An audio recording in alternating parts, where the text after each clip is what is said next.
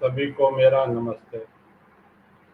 जैसा कि आप सब जानते हैं कि मोदी सरकार का तीसरा कार्यकाल शुरू हो चुका है और मोदी सरकार ने कहा है कि तीसरे कार्यकाल में हम तिगुनी गति से काम करेंगे। उनके कई वादे, उन्होंने कई अपने चुनावी वादे तो पूरे कर दिए हैं, कुछ बाकी हैं। इन वादों में एक वादा ये भी है जो हमारे प्रधानमंत्री ने, हमारे रक्षा मंत्री ने बार बार कहा है कि पीओके हम वापस भारत में लाएंगे और पाकिस्तान की वर्तमान आर्थिक राजनीतिक स्थिति को देखते हुए भी ये काम कुछ आसान हो गया है। वहाँ की जनता भी चाह रही है कि हम भारत में मिल जाए तो शायद हमारा भविष्य कुछ सुधर जाएगा। आज से 10-20 साल पहले ऐसी स्थिति नहीं थी। तब पाकिस्तान के लोग वहाँ भारत में नहीं मिलना चाहते थे, वो अपना स्वतंत्र अस्तित्व देखते थे। लेकिन जहाँ खाने के लाले पड़ गए हैं, जहाँ लाइट नहीं है, कोई रोजगार नहीं है, पूरे पीओके में, पाकिस्तान ऑक्युपाइड कश्मीर में जगह जगह आज भी जिहादी अड्डे, ट्रेनिंग सेंटर चल रहे हैं। तो ऐसी स्थिति में आम पीओके का नागरिक चाहता है कि हम भारत से मिल जाएं तो शायद हमारा कुछ भला होगा। हर भारतीय की ये इच्छा भी है और हमारे दिल में ये दर्द और टीस आज तक भी है कि भारत के दो टुकड़े कर दिए गए। जिस कारण से पाकिस्तान बनाया गया वो कारण भी पूरा नहीं हुआ।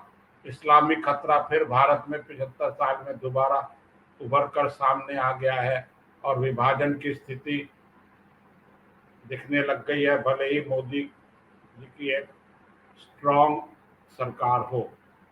1971 में भारत ने ही बांग्लादेश बनाया था, उसका भी खामियाजा हम भुगत रहे हैं। हमने बांग्लादेश में करोड़ों करोड़ों रुपए खर्च किए, लेकिन उसके बदले में हमें क्या मिला? घुसपैठिए मिले और आर्थिक बाहर मिला।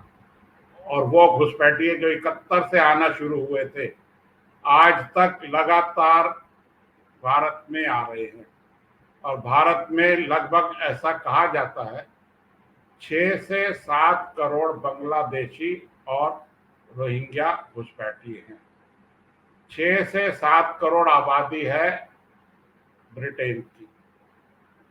तो अब आप सोचो, एक हमारा ब्रिटेन भारत में तो अवैध रूप से बस रहा है, फिर ये जगह जगह बसेंगे। अब मैं मूल विषय पीओके पर आता हूँ। पीओके हम वापस ले लें, ये बहुत अच्छी बात है। भारत को राजनीतिक, आर्थिक रूप से कई फायदे होंगे। हमारा सीधा सीमाएं बढ़ जाएंगी।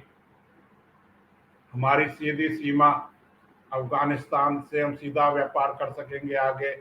ईरान, इराक, यहाँ से हम सीधा तेल ला सकते हैं, जैसा कि हमारी योजना थी पहले वाजपेयी जी के प्रधानमंत्री काल में कि हम पाइपलाइन से गैस यहाँ लाएंगे। लेकिन बीच में पाकिस्तान पड़ रहा था तो ये संभव नहीं हुआ। वो भी संभव हो जाएगा। चाइना पे भी हमारा कंट्रोल बेटर हो जाएगा। वो चाइना ने जो वहाँ से सी पैक बनाने का प्लान कर रखा है, उस पे भी हम चेक एंड बैलेंस कर सकेंगे। लेकिन मेरा कहना कुछ और है। मैं ये कह रहा हूँ कि भारत में इस्लामिक खतरा धीरे धीरे बढ़ता जा रहा है। यह खतरा भारत में ही नहीं, पूरे विश्व में है। चाहे वो फ्रांस हो, चाहे वो ब्रिटेन हो, चाहे वो अमेरिका हो, चाहे वो स्पेन हो, चाहे वो जर्मनी हो, ये जहां भी शरणार्थी बन के गए हैं और वहां बाद में इन्होंने अधिकारों की बात की है। पहले तो शरणार्थी बन गए हैं, फिर बाद में इनको अपने अधिकार याद आते हैं। ये कभी भी किसी भी सरकार से संतुष्ट नहीं हुए, चाहे वो भारत की सरकारें हो, चाहे वो कांग्रेस की सरकार हो, चाहे वो बीजेपी की सरकार हो, चाहे वो ब्रिटेन में लेबर पार्टी की सरकार हो, या ऋषि सुनक की सरकार अभी हाल ही में गई है, चाहे फ्रांस हो, चाहे अमेरिका हो, चाहे जर्मनी हो, ये जहां भी रहे हैं ये हमेशा शासन के खिलाफ संघर्ष ही करते रहे हैं।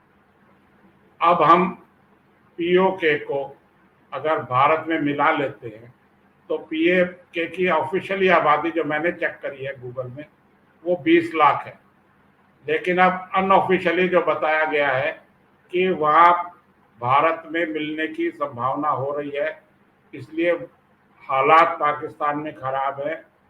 वहाँ के जो लोग हैं पंजाब के, और वो आके पीओके में बस गए हैं कि कल को अगर ये पीओके भारत में मिल जाता है तो हम भी भारत के नागरिक बन जाएंगे और वहाँ बेहतर सुविधाएं ले सकेंगे। तो इस बारे में हमारी सरकार का क्या कहना है कि जैसे ही हम पीओके को भारत में मिलाएंगे, मैं ये मान के चल रहा हूँ कि मिला लेंगे, अंतर्राष्ट्रीय दबाव और ये सब हम झेल लेंगे, इन सब से हम उबर जाएंगे। लेकिन जो वहाँ के हमें 40-50 लाख, 1 करोड़ के लगभग जो हमें ये लोग मिलेंगे, ये क्या यहाँ की भारत की डेमोग्राफी चेंज नहीं कर देंगे? आप आसाम में देखें, डेमोग्राफी चेंज हो गई है। केरल में देखें, बंगाल, पश्चिमी बंगाल तो आप देख लो, सिर्फ कहने को ही भारत के नक्शे में है, लेकिन वो अगर ये कहा जाए कि वो भारत से दूर जाता जा रहा है तो कोई गलत नहीं होगा। दूसरी तरफ पंजाब है, वहाँ इस्लामाइजेशन नहीं, वहाँ क्रिश्चियन फैल गए हैं और वो क्रिश्चियनिटी फैला रहे हैं और डे बाय डे क्रिश्चियनिटी का खतरा वहाँ बढ़ता जा रहा है। जो पूरे विश्व का अनुभव है वो ये है कि जहाँ भी इस्लामिक आबादी 35-40% हो जाती है, वहाँ ये हावी हो जाती है। अब ये 50% का इंतज़ार नहीं करते कि हम 50% होंगे तो हम अपना मिशन पूरा करेंगे।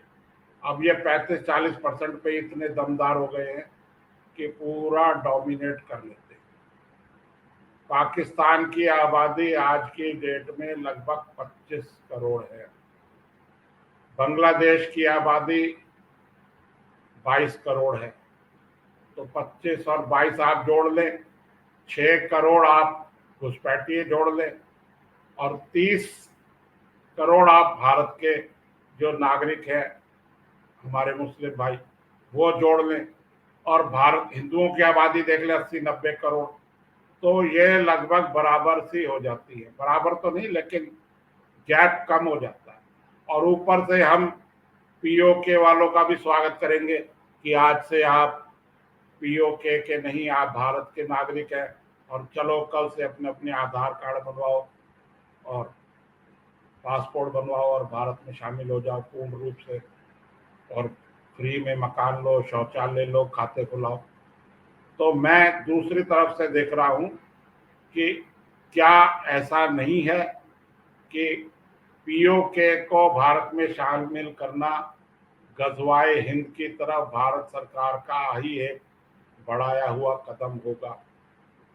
ये कैसे तय करेंगे कि हम किसको भारत में लेंगे, किसको नहीं लेंगे? हमारा जो पास्ट का एक्सपीरियंस है वो बताता है कि भारत सरकार, चाहे कोई भी सरकार हो, चाहे वर्तमान मोदी सरकार हो, चाहे मनमोहन सिंह की सरकार हो, चाहे नरसिम्हा राव की सरकार हो, वो कभी भी घुसपैठियों को रोकने में कामयाब नहीं हुई है। थोड़ा सा कम कर सकते हैं, रोक नहीं सकते। आज तक का अनुभव तो यही कहता है। अब ये क्या करेंगे? पीओके को भारत में मिला लेंगे तो मेरा तो ये मानना है कि पहले जो हमारा घर का बंगाल है, पश्चिम बंगाल, उसको बचा लो, पहले पंजाब को बचा लो, उसके बाद पीओके मिलाना। ठीक है, एक हमको दिमागी तौर पे और अंतर्राष्ट्रीय स्तर पे हमको क्या नाम से हमें मिलेगा लाभ कि हाँ भारत की बढ़ती ताकत है।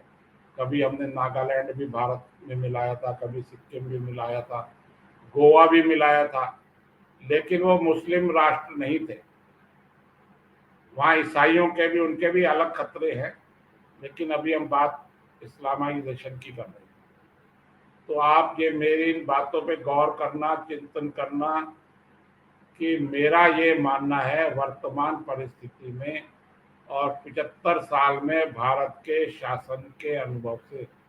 इसमें मोदी सरकार भी शामिल है, वाजपेयी जी की सरकार भी शामिल है और सभी सरकारें शामिल हैं। मेरा अनुभव ये कहता है कि ये एक आत्मघाती कदम होगा।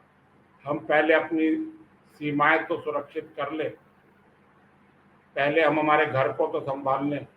अंत में मैं ये कहना चाहूँगा कि जनरल विपिन रावत जो अब हमारे बीच में नहीं है, एक वो हादसे में शहीद हो गए थे, उन्होंने एक बार कहा था कि भारत 2.5 मोर्चों पे लड़ रहा है।